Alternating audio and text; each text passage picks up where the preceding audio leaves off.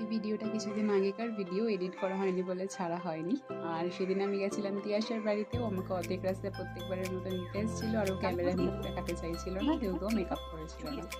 আর আমি ওদের বাড়িতে গিয়েই প্রথমে যেটা করি, ওদের ছাদে চলে যাই, কারণ ওদের ছাদটা আমার ভীষণ ভালো লাগে। তার একটাই কারণ, ওখানে গাছগাছালি করা, মানে ফুল গাছ, ফল গাছ, কোনো কিছু গাছ নেই যে এরকম ওদের ছাদে নেই।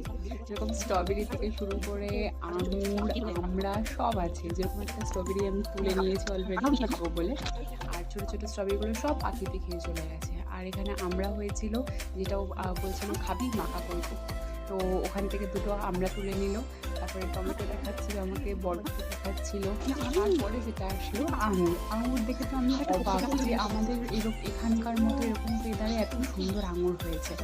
ওই সব দেখার পর তারপরে আমরা ওই আমড়াটা নিয়ে নিচে চলে আসলাম, যেটা ও এখন মাখা করবে বলে। তো কাটতে কাটতে ও কাটছিল, আমি বসেছিলাম, তো ওটা মাখা করে নিয়ে চলে আসলাম উপরের।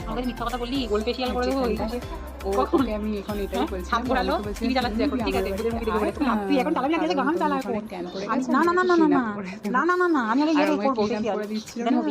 ডিরেক্ট মুভি চালিয়ে দিচ্ছিল, ওটা নিয়ে এখন কথাবার্তা চলছে। তারপরে যেটা এই আঙুর আমরা তুলে খেয়ে নিলাম, যেটা মাখা করে এনেছিল। সত্যি খেতে মানে টক না, মিষ্টিই ছিল বেশ। তারপরে আমরা খেতে গেছিলাম, মুভি দেখছিলাম, ওইটা বেশ ভালোই ছিল। তারপরে হট করে দেখলাম বাইরের ওয়েদারটা কি সুন্দর, হাওয়া দিচ্ছে হালকা হালকা, আর আমার এরকম ওয়েদার খুব ভালো লাগে।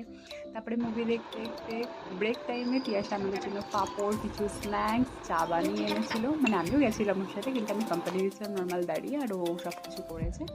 তারপরে ওগুলো নিয়ে আমরা ওপরে চলে এসে আবার মুভি দেখতে শুরু করলাম।